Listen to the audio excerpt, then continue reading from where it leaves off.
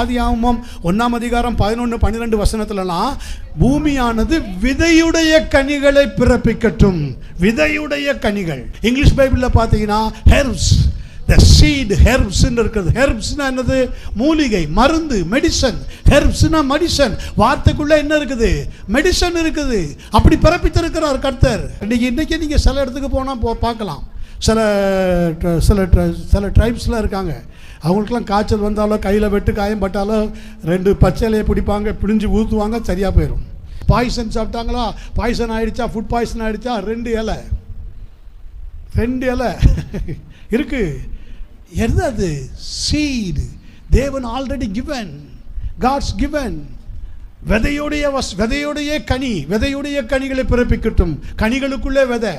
நிறைய பேர் கேட்பான், கோழிலேருந்து முட்டை வந்ததா, முட்டையிலேருந்து கோழி வந்ததா? கோழியை உருவாக்கும் போதே முட்டையை வச்சு அனுப்புனாரியா இயேசு? கரங்களை வைத்துக்கலேன். ஆமே, முட்டையை வைத்து அனுப்புவார். உனக்குள்ளே ஜீவனை வைத்துதானே இன்னொரு ஜீவனை பிறப்பிக்கிறதுக்கு ஏற்ற கிருபையை தருகிறார். ஹல்லேலூயா! எவ்வளோ அருமையான தேவன் அவர். ஹல்லேலூயா! அப்போ வார்த்தைக்கு எவ்வளோ ஜீவன் இருக்கும், அந்த வார்த்தையில் எவ்வளவு இது இருக்கும். என் வார்த்தை என்னிடத்தில் வெறுமையாய் திரும்பாதுன்றார். அது விரும்பின காரியமாக அது வாய்க்கும். ஹல்லேலூயா! 30, 60, 100 பலம் கொடுக்காம என்கிட்ட வராது. அவர் தமது வசனத்தை அனுப்பி அவர்களை அழிவுக்கு தப்புவிக்கிறவர்.